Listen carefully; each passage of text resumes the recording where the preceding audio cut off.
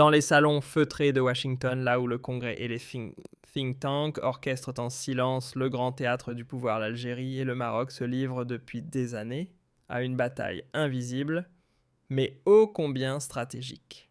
Ces deux voisins rivaux historiques du Maghreb ne lésinent pas sur les dollars pour mener une guerre fratricide à coups de réunions, rapports et influences discrètes.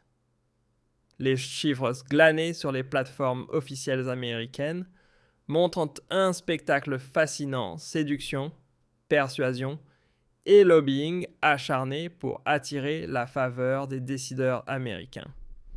Chaque camp tente de tordre le bras de Washington le Maroc, avec sa diplomatie offensive l'Algérie, à travers des cabinets de lobbying qui tentent de compenser des années de retard.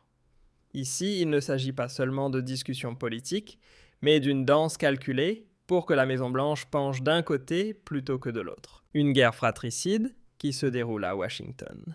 C'est assez rare pour qu'elle ne soit pas relevée, et malheureusement, très peu d'enquêtes, de reportages ou de documentaires retracent cette guerre de lobbying qui oppose les deux voisins qui se détestent depuis des décennies.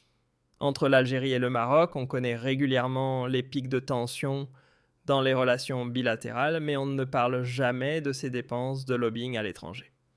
Il faut savoir que le lobbying aux États-Unis d'Amérique est encadré. Les États étrangers aux États-Unis d'Amérique ont le droit de faire du lobbying. C'est une activité qui est extrêmement réglementée, principalement par une loi historique appelée FARA. FARA, c'est le Foreign Agent Registration Act. FARA, c'est un dispositif qui date de 1938. Elle a été adoptée à l'origine pour contrer la propagande nazie. Cette loi américaine impose à toute personne, à toute entité étrangère, agissant comme un agent mandaté par un État étranger, soit un gouvernement étranger, un parti politique étranger, ou même une entreprise publique étrangère, de se faire connaître. Il faut s'enregistrer obligatoirement. Tout lobbyiste travaillant pour un État étranger doit s'enregistrer auprès du département de la justice et non auprès du Congrès. Le département de la justice, c'est l'équivalent du ministère de la justice. Donc aux États-Unis, on peut avoir des cabinets privés qui exercent dans le domaine du lobbying, qui sont déclarés comme étant des agents de lobbying.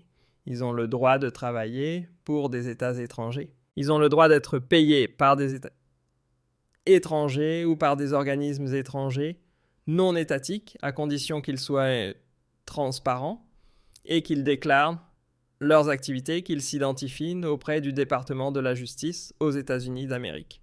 Donc dans ce domaine aux États-Unis d'Amérique, c'est rare, c'est inédit, c'est vraiment une exception américaine. Il y a une transparence totale. Les cabinets de lobbying ou les agents de lobbying doivent déclarer chaque dollar reçu, chaque rendez-vous avec un officiel américain ou un officiel étranger, chaque courriel envoyé, et ces rapports sont publics et consultables en ligne. Il y a des bases de données, comme vous allez le voir, des bases de données du ministère de la Justice américain et des bases de données reliées aux autorités américaines qui nous permettent de connaître et de savoir combien les États étrangers ou combien les organismes étrangers ont dépensé, ont payé des agents de lobbying pour des opérations de lobbying auprès des décideurs américains. Les décideurs américains qui sont ciblés par ces opérations de lobbying, ce sont généralement les sénateurs américains, les membres du gouvernement américain, les proches ou les conseillers de la présidence américaine, pour tenter de les influencer ou de les convaincre de rallier leur cause, de défendre un agenda, une feuille de route politique. Donc tout est déclaré. Il y a même ce qu'on appelle des marquages du contenu. Si un agent étranger diffuse des documents, articles, vidéos, brochures, il doit inclure une mention claire indiquant qu'il agit pour le compte d'une puissance étrangère ou d'une entité étrangère. On appelle ça du lobbying clairement assumé. La loi est très large. Elle ne couvre pas seulement aux États-Unis d'Amérique le lobbying direct auprès des élus, mais aussi les relations publiques, le conseil politique, la collecte de fonds, même le travail de certaines agences de presse américaines peut être concerné par le lobbying. Et en cas de manquement ou de non-déclaration à cette loi sur la transparence qui encadre les activités de lobbying aux États-Unis d'Amérique, à savoir le FARA, il peut y avoir des sanctions. Le gouvernement américain ne plaisante pas du tout avec le FARA, surtout ces dernières années. S'il y a le moindre manquement, il peut y avoir des sanctions pénales. Le non-enregistrement volontaire peut mener jusqu'à 5 ans de prison ferme. Et les ressortissants étrangers qui violent cette loi, qui ne respectent pas cette loi, peuvent être expulsés du territoire américain. Donc c'est du sérieux. Alors l'Algérie et le Maroc profitent de ce dispositif du FARA pour essayer de défendre leurs intérêts auprès des décideurs américains et de défendre leur feuille de route. Force est de constater qu'il y a une disparité entre le Maroc et l'Algérie, selon les chiffres qui sont en notre possession, qui ont été consultables et qui sont rendus publics sur les différentes plateformes américaines. Le Maroc a dépensé en 2025 3,5 millions de dollars en activités de lobbying gouvernemental. Vous allez voir un document à l'appui. C'est un document qui provient d'une plateforme américaine qui retrace toutes les activités de lobbying et des cabinets de lobbying aux États-Unis d'Amérique et qui donne même des infographies, des chiffres et des détails très précis. Effectivement, le Maroc a dépensé en 2025 3,5 millions de dollars en activités de lobbying gouvernemental. L'Algérie, de son côté, a dépensé uniquement 6 600 dollars. 6 600 dollars. Il y a un écart de 5 fois en 2025. C'est que le Maroc dépense 5 fois plus que l'Algérie en matière de lobbying. 5 fois de plus, c'est énorme. Donc un écart très important. Et historiquement, quelquefois, le Maroc a dépensé 10 à 20 fois plus sur la décennie précédente. C'est-à-dire que si on revient dans les années, par exemple, entre 2010 et 2020, il y a des années durant lesquelles le Maroc a dépensé 20 fois plus ou 10 fois plus que l'Algérie en matière de lobbying. Ce qui révèle donc une stratégie marocaine offensive et structurée face à une approche algérienne qualifiée par les experts et les observateurs de longtemps minimaliste et désormais réactif. C'est que le Maroc fait du lobbying pour attaquer, pour séduire les dirigeants américains, pour essayer de garantir, pour disposer d'une certaine influence sur les institutions américaines, afin que les États-Unis d'Amérique restent du côté marocain. Du côté de l'Algérie, c'est la stratégie défensive. La stratégie marocaine, elle est offensive. La stratégie de l'Algérie, elle est défensive. L'Algérie, elle paie des cabinets de lobbying pour lutter contre l'offensive marocaine, pour contrecarrer l'offensive marocaine, pour ne pas laisser le champ de bataille totalement occupé. Le champ de bataille du lobbying totalement occupé par le lobby marocain et par les agents du lobbying en faveur du Maroc. Alors, le Maroc, si on enquête de façon plus approfondie, on remarque que ces dépenses de lobbying traduisent une diplomatie d'influence professionnelle et durable. Le Maroc n'a pas attendu la dernière décennie pour investir massivement dans le lobbying américain. Depuis les années 2000, le Maroc a construit un réseau permanent de cabinets influents parmi les firmes les plus actives ces dernières années.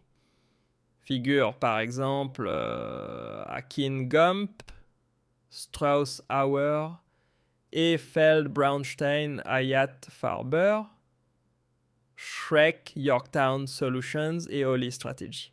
Un document récent du département de la justice américain, dans le cadre du dispositif FARA, daté du 23 mars 2026, montre par exemple que Braunstein Hayat a facturé des prestations de Government Relations et Public Affairs à l'ambassade du Maroc aux États-Unis d'Amérique. En 2025, les principaux bénéficiaires des fonds marocains incluent directement le gouvernement du Maroc. Le gouvernement marocain a payé 1 million de dollars. Donc c'est ce gouvernement marocain qui a payé directement plus d'1 million de dollars à des cabinets de lobbying américains. Vous avez différents ministères marocains qui paient aussi. Il y a aussi des acteurs privés marocains. L'Office national du tourisme marocain, qui est un organisme gouvernemental, il a payé 25 000 dollars pour faire des opérations de lobbying aux États-Unis d'Amérique. Ces montants couvrent non seulement l'influence politique pure, comme des questions de défense, l'aide militaire, les questions de commerce, mais aussi la promotion économique et touristique. Activité qui est pratiquement légale dans le cadre du dispositif de lobbying FARA aux États-Unis d'Amérique. C'est-à-dire que le Maroc ne fait pas du lobbying juste pour parler du Sahara occidental ou pour parler de la question des questions militaires ou pour demander à l'Amérique ou à Washington d'offrir une assistance militaire au Maroc, ou pour demander aux industriels américains de livrer des armes et des équipements militaires au Maroc.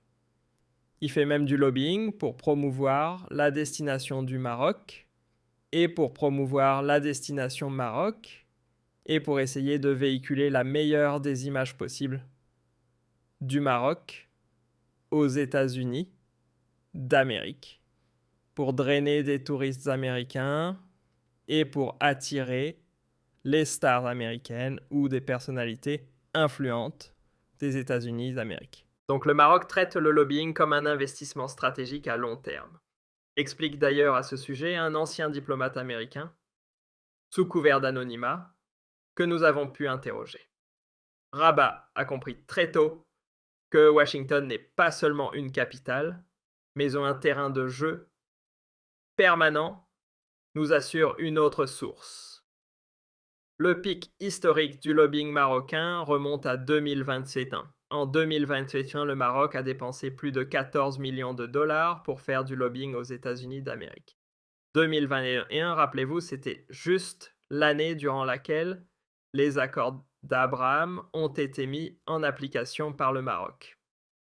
Les fameux accords de normalisation des relations diplomatiques entre le Maroc et Israël, pour lesquels le Maroc a été récompensé par la reconnaissance de l'ancienne administration Trump, la reconnaissance de la souveraineté du Maroc sur le Sahara occidental. L'Algérie, de son côté, elle est beaucoup plus faible en termes de lobbying que le Maroc, et elle est dans une optique et dans une stratégie purement défensive.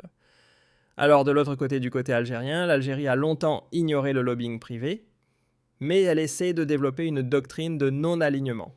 Elle essaie de développer une certaine préférence pour la diplomatie multilatérale. Elle veut davantage militer au sein de l'ONU et de l'Union africaine. Mais en 2022, les dépenses publiques déclarées, jusqu'en 2022, les dépenses publiques déclarées par les autorités algériennes, en termes de lobbying, étaient inférieures à 1 000 dollars par an. Ridicule. Le Maroc a dépensé 14 millions de dollars pour faire du lobbying aux États-Unis d'Amérique. L'Algérie en 2022, c'était même pas 1 000 dollars par an. Alors, il y a un tournant qui intervient en septembre 2024. Depuis septembre 2024, l'ambassade d'Algérie aux États-Unis d'Amérique a lancé une véritable... Elle a changé de doctrine. On n'est plus dans l'optique de parler aux Américains dans le cadre de l'ONU, dans le cadre de l'Union africaine, dans le cadre des relations bilatérales depuis 2024, depuis septembre 2024, ce qui correspond à l'arrivée au pouvoir, ou presque à l'arrivée au pouvoir de Donald Trump, juste au moment où les élections américaines étaient en cours de préparation, où la victoire de Donald Trump était en cours d'être déclarée proclamée. Alors l'ambassade d'Algérie aux États-Unis d'Amérique, elle a conclu un contrat avec un puissant cabinet, le fameux cabinet Beige Air Group, proche du Parti républicain, et disposant de liens documentés avec des cercles pro-israéliens. D'ailleurs, nous, on en a parlé dans une émission que nous avons réalisée sur notre chaîne YouTube. Rappelez-vous, la voilà. Nous avons même montré des documents. C'est une émission que nous avons intitulée « Maroc-Israël, l'hypocrisie du régime algérien ». Elle a été publiée récemment. Elle a été publiée en 2024, au moment où nous avions découvert l'existence de ce contrat. On avait imprimé ce contrat, on vous l'avait montré dans cette émission et on vous avait expliqué les tenants, les aboutissants de ce contrat très étrange parce que l'Algérie, d'un côté, diabolisait tout contact avec Israël. Elle faisait de l'antisionisme son principal cheval de bataille sur la scène internationale. Mais en douce dans les coulisses, l'ambassade d'Algérie aux États-Unis d'Amérique a fait un contrat important avec BG Air Group. C'est un contrat d'un montant annuel de 720 000 $ qui a été prolongé jusqu'en septembre 2026 et qui a permis au gouvernement algérien d'utiliser BGR Group, l'un des cabinets de lobbying les plus proches et les plus loyaux à l'égard des lobbies pro-israéliens aux États-Unis d'Amérique. Le contrat au départ était de 720 000 $. Il a été prolongé, comme je l'ai dit, jusqu'en septembre 2026. En 2025, selon nos vérifications, les dépenses du gouvernement algérien en termes de lobbying ont atteint les 6 600 $. Ça a été aussi documenté et confirmé sur les différentes plateformes dédiées au suivi et à l'encadrement de l'activité de lobbying aux États-Unis d'Amérique, auquel s'ajoute un nouvel acteur. Il n'est pas algérien, mais c'est un acteur qui est concerné par l'Algérie. Le MAC, par exemple, a fait son entrée dans la guerre du lobbying aux États-Unis d'Amérique, puisque le MAC a payé 3 617 $ pour lancer une opération de lobbying aux États-Unis d'Amérique. Il a recouru à un cabinet de lobbying pour plaider sa cause et pour promouvoir la question Kabyle et le projet totalement insolite et fou de l'indépendance de la Kabylie. Donc il y a eu un réveil de la part des autorités algériennes, un réveil que les observateurs qualifient quand même de clairement défensif. L'objectif de l'Algérie, c'est de contrer l'influence marocaine auprès du Parti républicain de Donald Trump, d'empêcher tout nouveau basculement de Washington en faveur du Maroc, en faveur des intérêts marocains dans la région, et de limiter les initiatives visant à classer le Polisario comme une organisation terroriste.